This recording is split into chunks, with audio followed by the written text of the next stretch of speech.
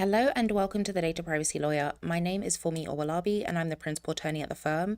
Today's review, we're going to be looking at an AI addendum. So let's take a look at these AI features. The reason we're talking about artificial intelligence as a privacy law firm is because there is an overlap between how artificial intelligence works within the business and the relationship it has with personal data. Now, not every single AI system, tool, or application does utilize personal data. I am yet to encounter one that does not in some capacity, whether it is at a minimum that users are uploading a username and password in order to log into the system or tool, or whether it is that the AI input does ingest personal data in some capacity. AI is being used in lots of different ways. It's revolutionizing how businesses conduct themselves, whether it's from a supplier perspective or whether it's from an internal perspective to ensure the business continues to run. We're going to be looking specifically at input and output, use and ownership, okay? We're also going to be looking at applicability. That's really important. I'm just going to hover over the solutions that are offered by this organization because it will influence some of the comments I might have related to the AI terms. So transform your business's way. They've got something called strategic initiatives. Let me see if I can just look at the product. Accelerate your workflows with AI, build the right thing, drive transformation with clarity, and configure Miro. So it's some type of platform. All right, it looks like it's a platform that assists developers, and then it's, okay, you can also upload documents and slides and things like that. Okay. So we've got some definitions. They've got a definition of what constitutes input. Now, let's talk a bit about some of these inputs and the data that can be uploaded into this AI feature, okay? First of all, we've got an audio file. If somebody is talking on this audio file, it constitutes personal data. If you can see my face, if you guys have ever watched any of my TikToks or LinkedIn's, you're able to see who Funmi Owolabi is. I've also identified myself and said my name is Funmi. For this particular video, this is just a screen capture. So from this video, you wouldn't be able to identify me. However, you can hear my voice and I told you what my name was. So you can identify me. So from this video file, you can identify it's Funmi Owolabi speaking and I have given you my name. So these two kind of run hand in hand for this particular video. But the value of me identifying this input is because we know immediately, right? We know immediately that the AI features do process personal data and they are ingesting it because you can input it. Let's look at outputs. The outputs that are produced also constitute an audio file. If somebody's voice is in this audio file and they are saying their name, this is also personal data. Same with this one. So I cannot speak to text and text effects, but I can definitely speak to the fact that these identifiers, these output pieces, do constitute personal data in addition to an image. If you looked at the thumbnail on this video, you saw my face. If you reverse image search that photo on the internet, you would also be able to identify, oh, it's Funmi. So in so saying, what is the purpose of these words I'm saying? The purpose is this definitely involves personal data. And what does that mean?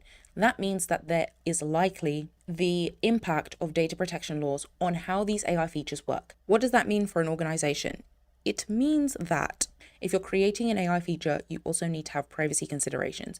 You need to include privacy by design, which is a foundational feature that transcends geography. Privacy by design is a concept that looks at involving privacy at the beginning of any design, whether it's a product you're designing, a tool, an application, anything should have privacy in mind, which means that, let's say, for example, there's certain identifiers that are sensitive, you're obtaining consent, right? You need to have privacy at the forefront when you're creating any type of product. We've got some AI tools here.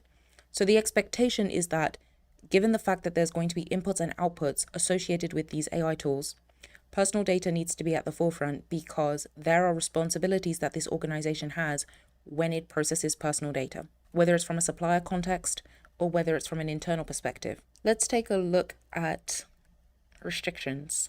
Customer will ensure its inputs and use of the AI features do not violate applicable laws. Now, this is very broad. This does not necessarily say applicable privacy laws, it says applicable laws. Now, the value of that is we're not just looking at privacy when we look at artificial intelligence. There is a privacy component like we've addressed above, but privacy is not the same thing as artificial intelligence. There are now AI laws, and it's really important for businesses in 2026 to really take a look at what is the AI law even saying? How does it impact privacy? How does it impact our current business operations? And what are the changes in our privacy program that need to be made when we, one, create AI features or 2, procure AI features, because those are two different things, right? If you're creating an AI tool internally, you're going to have privacy considerations. If you are procuring it from a supplier, like in this case, let's say you're procuring the Miro AI tool, you need to look at the implications of privacy on your existing privacy program. Let's say you already have a privacy program, right? You already have a product that allows your developers to use a platform and download apps. What is the implication from a privacy perspective on utilizing this tool now? You need to know that. You need to do your due diligence. So reviewing things like the AI features addendum is something that you need to look at. And the really wonderful thing is now companies are making this available online. It's very easy to do your due diligence as a business now. You don't need to ask them to send you a bunch of different documents. Look at all the documents they already have here. They have a code of conduct. They have a data processing addendum. They have a subprocessors list. There is so much due diligence that businesses can do on their own accord before they liaise with any organization. And I actually think that's one of the most wonderful things about the internet, because in the past, organizations wouldn't make this readily available for potential prospective customers to view. You would need to sign an NDA potentially, and then you would be able to obtain internal documentation on all of these features. But now they're just putting it on the internet, making it readily available to businesses to be able to understand what their risk tolerance might look like if they were to liaise with this organization. And I think it's really valuable that it's now available online, because you're able to really read and review what it is that you're signing up for prior to engaging with any type of business. I think that's really valuable. Okay, let's keep looking at the privacy piece. This is kind of a short AI addendum. Okay, let's talk about consent. This word means a lot in the data protection space. Consent has certain factors that need to be met. For example, if you're going to obtain true consent from an individual in some geographies, you need to ensure that the consent is freely given, and it has to be unambiguous. Now, let me give you an example of what unambiguous would be. If I am obtaining unambiguous consent from my brother to take his toy, an unambiguous consent would be like, "Hello, Toby," that's the name of my brother. "Is it okay if I take this toy? Shake my hand if it's okay for me to take this toy." It is clear exactly what is happening here. He knows that it's the toy. He knows that in order for him to agree for me to take the toy, he's got to shake my hand. That is unambiguous. If I use some tricky language and I was like, "Hey, I need to take something from your room. Shake my hand if it's okay for me to take that," that would be something that is ambiguous, right? Because I have not detailed what I'm taking from his room. So that would not constitute his true consent, because he does not know.